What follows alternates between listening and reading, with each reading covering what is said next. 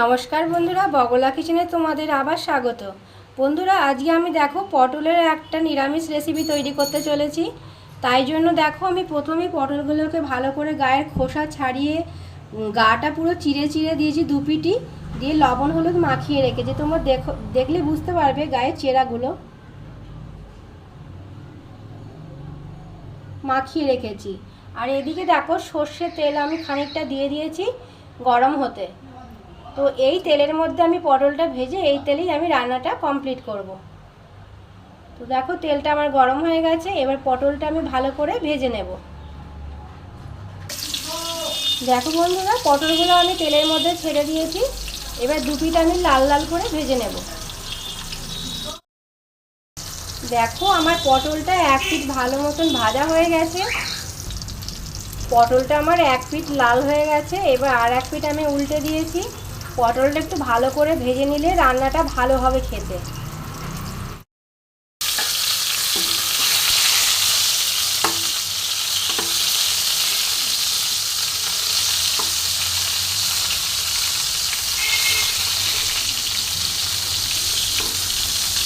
তো দেখো আমার ভাজা ভাজা হয়ে গেছে, আমি পটলটা নামিয়ে নেব।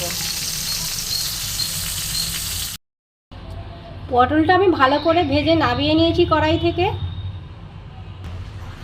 দেখো একটু আদা, একটু গোলমরিচ আর একটা টমেটো রেখেছি, এটা আমি পেস্ট করে নেব।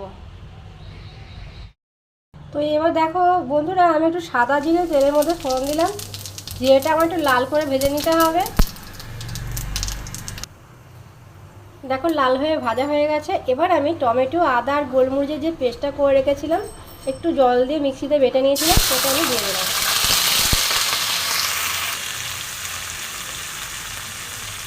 এর সাথে আমি এতে কিছু মশলা অ্যাড করে দেবো। এবার দেখো বন্ধুরা, এতে আমি স্বাদ মতন লবণ দিয়ে দিচ্ছি। আমার পটল ভাজার সময় একটু লবণ দেওয়াই ছিল, তো আমি সেরকম পরিমাণ বুঝেই দিলাম। আর দেবো একটুখানি হলুদ,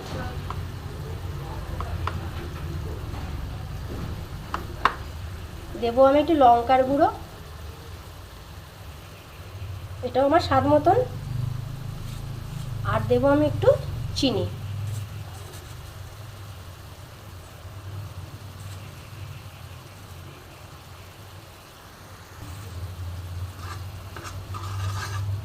ভালো করে মিশিয়ে নেবো আমি।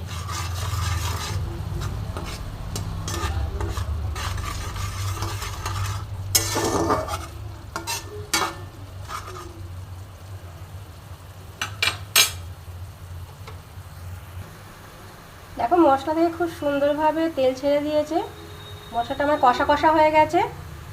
তো এখন আমি ভাজা পটলগুলো আমি দিয়ে দেবো।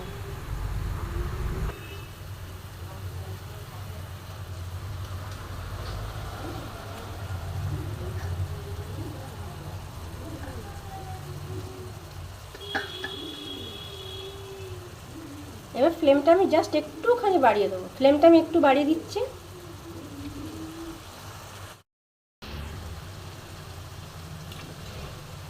দেখো বন্ধুরা, পটলগুলো আমি আস্তে আস্তে একটু তুলতে দেবো। আমি আর জল দেবো না এর মধ্যে, এটা এইভাবেই হবে।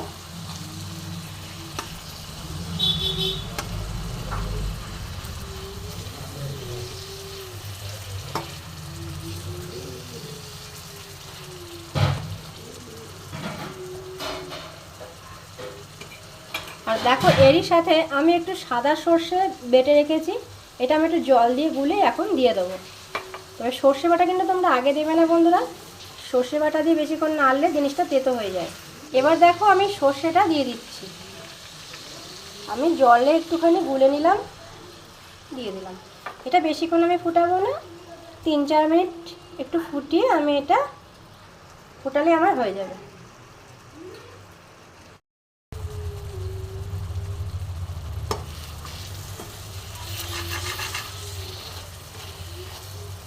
আর একটু আমি উল্টে পাল্টে দেবো,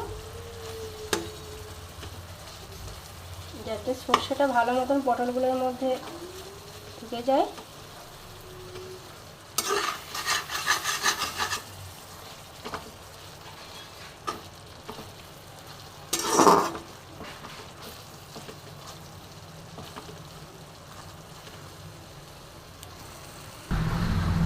তো বন্ধুরা, হয়ে গেল আমার পটলের ঝাল। এইটা দিয়ে সাদা ভাত খেতে দারুণ লাগে, অনেকখানি ভাত এটা দিয়ে খাওয়া হয়ে যায়। তো আমার যদি রেসিপি তোমাদের ভালো লাগে আমাকে প্লিজ একটা সাবস্ক্রাইব করে দিও আর ফলো করে দিও। আমি এটা গ্যাসটা বন্ধ করে তোমাদের সার্ভ করে দেখাচ্ছি। আমি গ্যাস বন্ধ করলাম। দেখো বন্ধুরা, আমি সার্ভ করে দিয়েছি। আমার ভিডিওটা সম্পূর্ণ দেখার জন্য তোমাদের অসংখ্য ধন্যবাদ। দেখা হচ্ছে নতুন রেসিপির সাথে।